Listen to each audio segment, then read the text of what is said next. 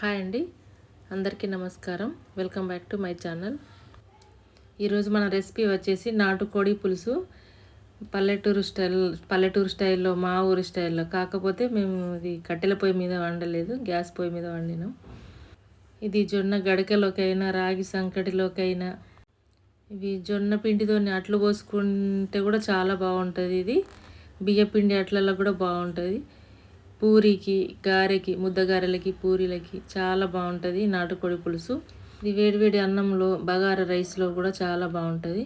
ఈ నాటుకోడి కూర ఎలా వండుకోవాలో చూద్దాం ఇప్పుడు మనం. దీనికి కావాల్సిన చికెన్. ఇది చికెన్ కేజీన్నర. నాటుకోడి కట్ చేపించుకొచ్చిన చికెన్ కేజీన్నర వరకు అవుతుంది. ఇది లవంగాలు ఒక 6-7, ఒక 5-6 ఇలాచీలు, 2 బిర్యానీ ఆకులు, కొంచెం జాపత్రి, ఒక 1/2 టీ స్పూన్ మిరియాలు, ఇది ఒక స్టార్ పువ్వు వేసుకుంటా, కొంచెం దాల్చిన చెక్క, 2 మీడియం సైజు ఆనియన్స్ కట్ చేసి పెట్టుకున్న, ఒక 3-4 పచ్చిమిర్చి, కొత్తిమీర. శుభ్రంగా కడిగి పెట్టుకున్న చికెన్లో కారం వేసుకుందాము. టీ స్పూన్తో వేస్తున్నాను నేను. 2 స్పూన్లు అయింది, 3 స్పూన్లు, 4, 5 స్పూన్లు, 6 స్పూన్లు కారం. కేజీన్నర చికెన్కి 6 స్పూన్ల కారం వేసుకున్నాం. ముందే పేస్ట్ చేసి పెట్టుకున్నాం అల్లం వెల్లుల్లి. 1 స్పూన్ నిండుగా 1/2 స్పూన్, 1.5 స్పూన్ అల్లం వెల్లుల్లి పేస్ట్ వేసుకున్నా. అంతా ఒకసారి కలుపుకొని పక్కన పెట్టుకోవాలి. ఇప్పుడు స్టవ్ పైన ప్యాన్ పెట్టుకొని ఆయిల్ వేసుకుంటున్నా. ఒక 3-4 టేబుల్ స్పూన్ల ఆయిల్ పడుతుంది. చికెన్ కొంచెం ఎక్కువ వేస్తేనే బాగుంటుంది. దీంతో 4 పావుల ఆయిల్ వేసుకున్నా. ఇప్పుడు ఈ మసాలాలన్నీ మనం దీనిలో వేసుకోవాలి, పోపులో వేసుకోవాలి.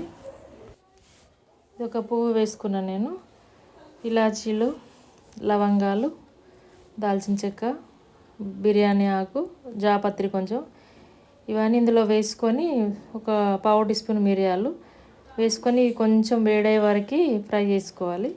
తర్వాత ఆనియన్స్, పచ్చిమిర్చి వేసుకొని ఫ్రై చేసుకోవాలి ఈ మీడియం ఫ్లేమ్లో. ఇవి చికెన్లో కలిపిన కారంలో కొంచెం సాల్ట్ వేసి కలుపుకున్న కారం అది, అందుకని నేను అందులో వేయలేదు. ఇప్పుడు పోపులో వేస్తున్న సాల్ట్, తగినంత సాల్ట్, 1 స్పూన్ పసుపు కూడా తగినంత వేసుకోవాలి. వేసుకొని దోరగా ఫ్రై చేసుకోవాలి. ఆనియన్స్ గోల్డెన్ బ్రౌన్ వచ్చే వరకు వేయించుకోవాలి. ఇప్పుడు మళ్ళీ 1 స్పూన్ అల్లం వెల్లుల్లి పేస్ట్ వేసుకున్నాను నేను. ఇది వేసుకొని బాగా కలుపుకోవాలి. మనం పోపులో సాల్ట్ వేయడం వల్ల పచ్చిమిర్చి చేదు రాకుండా, కారం రాకుండా ఉంటుంది. ఇప్పుడు కొంచెం కొత్తిమీర వేసుకొని కలుపుకోవాలి. ఇట్లా దూరగా ఫ్రై చేసుకోవాలి. గోల్డెన్ బ్రౌన్ వచ్చే వరకు ఆనియన్స్ కలుపుకోవాలి. ఇలా ఆయిల్ సపరేట్ అయింది కదా, ఇప్పుడు మనం మ్యారినేట్ చేసి పెట్టుకున్న చికెన్ ఇందులో వేసుకోవాలి.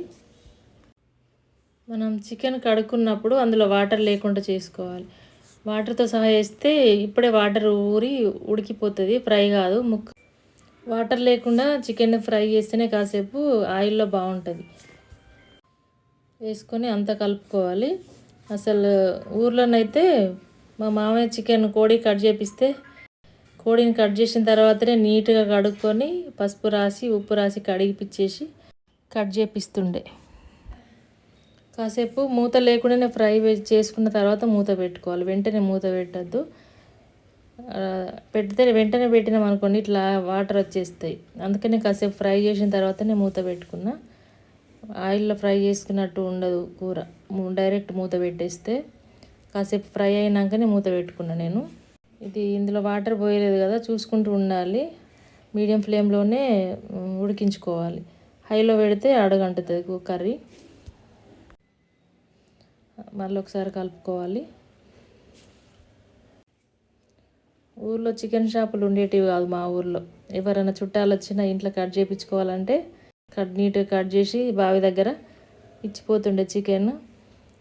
కట్ చేసినాక అసలు చికెన్ కడిగేది కాదు, 4 ముక్కలు చేసుకున్నాక కడుక్కొని కట్ చేసేవాళ్ళు అప్పుడైతే. ఇప్పుడు మనం 4-5 సార్లు కడుగుతున్నాం చికెన్ని. ఇట్లా 2-3 సార్లు మూత పెట్టుకుంటూ తీసుకుంటూ కలుపుకుంటూ చూసుకోవాలి. దానిలో వాటర్ అంతా అయిపోయిన తర్వాత మళ్ళీ ఆయిల్ సపరేట్ అవుతుంది కదా, అప్పుడు మనం వాటర్ వేసుకోవాలి. వాటర్ అయిపోయింది కదా, ఈ అడుగంటినట్టు అవుతుంది. ఇప్పుడు మనం వాటర్ వేసుకోవాలి. ఇట్లా అంతా కలుపుకొని అప్పుడైతే రోట్లో మసాలా నూరితే ఆ రోలు కడిగిన నీళ్ళను కూడా ఎత్తుతుండేది. ఈ చికెన్ కలిపిన గిన్నెలోనే ఆ రోలు కడిగిన నీళ్ళు వెత్తుకొని పోసుకునేటోళ్ళు. ఇట్లా అందుకని నేను అందులోనే వాటర్ వేసుకున్నా. మనం డైరెక్ట్ కూడా వేసుకోవచ్చు. అదే గిన్నెలో వెనకట ఇదివరకు చేసేటోళ్ళు కదా, అందులో కొంచెం కారం ఉప్పు అంత వేస్ట్ అవుతుందని అందులో వాటర్ వేసి ఇట్లా తిప్పి పోసేవాళ్ళు. ఇప్పుడు నేను కూడా అట్లనే వేసుకున్నాను. వాటర్ వేసుకొని కలుపుకోవాలి. అంత అడుగు లోపల అంటుకున్నది ఏమన్నా ఉంటే కూడా అంత కలుపుకొని మళ్ళీ ఒకసారి మూత పెట్టుకోవాలి. మనం ఇట్లా వాటర్ డైరెక్ట్ కూడా పోసుకోవచ్చు. అదే గిన్నెలో పోసుకోవాల్సిన అవసరం లేదు. నేను అట్లా కావాల్సుకొనే పోసిన. ఇట్లా పోసుకొని ఈ ముక్కలన్నీ మునిగే వరకు వాటర్ పోసుకోవాలి. ఇది కొలత అంటే నాకు సరిగా తెలియదు మరి ఎన్ని పడతాయి అన్నది. నేనైతే ముక్కలు మునిగే వరకు వాటర్ పోసుకొని మూత పెట్టుకోవాలి. మూత పెట్టుకొని ఒకసారి హైలో పెట్టి తర్వాత మీడియం ఫ్లేమ్లోకి తీసుకోవాలి ఫ్లేమ్ని. ఇట్లా కలుపుకుంటూ 2-3 సార్లు కలిపి మూత పెట్టుకుంటూ చూసుకోవాలి. ఉడికేంత వరకు చూసుకుంటూ ఉండాలి. ఇప్పుడు ముక్కలు అడుగుకి వెళ్ళిపోయినాయి, వాటర్ పైకి వచ్చేసినాయి కదా, ఇప్పుడు ఉడికినట్టే కర్రీ. నేను ధనియాల పొడి 1 స్పూన్ వేసుకున్నా, ఇంకొక 1/2 స్పూన్ వేస్తా. ఇప్పుడు 1.5 స్పూన్ ధనియాల పొడి వేసుకున్నా. దీనికి 1/2 స్పూన్ కంటే కూడా కొంచెం తక్కువే గరం మసాలా వేస్తున్నా. మనం అందులో వేసుకున్నాం కదా లవంగాలు ఇలాచీలు అవన్నీ వేసుకున్నాం కదా పోపులా, అందుకని గరం మసాలా కొంచెమే వేసుకున్నా.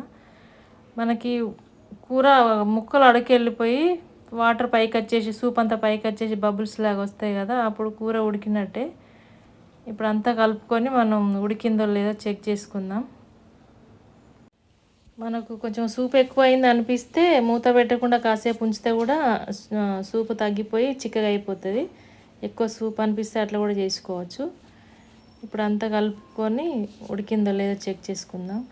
ఉడికినాక పీసులు అడిగి పట్టేసి సూప్ పైకి వస్తుంది. అప్పుడు ఉడికిందని మనం తెలుసుకోవాలి. ఇప్పుడు చూస్తున్నాను, నేను చెక్ చేసుకుందాం. ఇది స్పూన్ తోటి ఒత్తితే చునుగితే ఉడికినట్టు.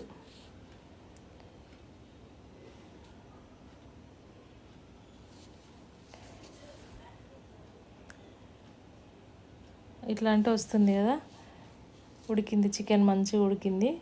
ఇట్లా బోన్ నుంచి సపరేట్ కావాలి స్పూన్తో చుంచితేనే. చేయితో చుంచితే కూడా మనం బలంగా చుంచుతాం కదా, స్పూన్ అయితే కరెక్ట్ ఉడికిందా లేదా తెలుస్తుంది. సూప్ ఇట్లుంటే సరిపోతుంది.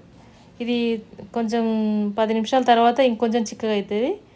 ఇట్లుంటే బాగుంటుంది. ఇది పూరికైనా గారెలకైనా చాలా బాగుంటుంది, దోశలకైనా సూప్ చాలా బాగుంటుంది. దోశలు అంటే బియ్యం పిండితోని జొన్న పిండితోని వేసే అట్లు ఇట్లా చేసుకుంటే బాగుంటుంది. కాసేపు అయితే ఇంకా సెట్ అవుతుంది సూపు.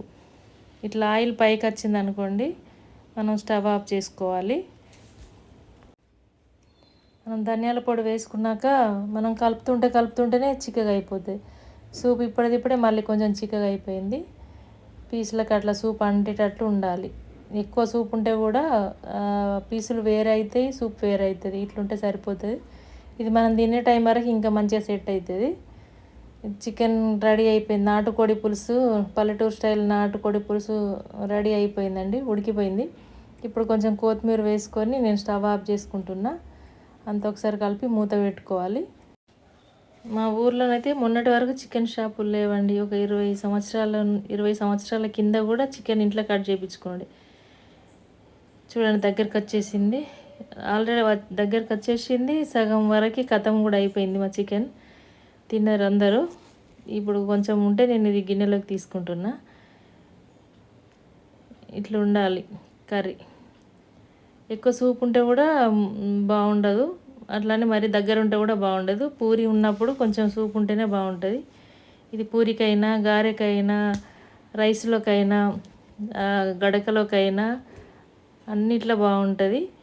ఈ కర్రీ నేను మా వీణ రాముల దగ్గర ఉండి చెప్తుంటే వండినా. నాకు సరిగా వండడం కూడా రాదు నాటుకోడి కూర, నేను ఎప్పుడు కూడా వండలేదు. ఇదే మొదటిసారి నేను మీకోసం నాటుకోడి చికెన్ వండిన. మీరు తప్పకుండా ఒకసారి ట్రై చేయండి.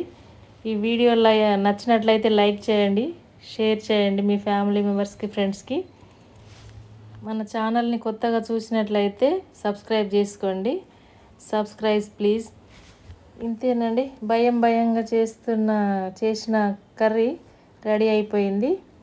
ఈ వీడియో మీకు నచ్చినట్లయితే లైక్ చేయండి, షేర్ చేయండి. Thank you for watching.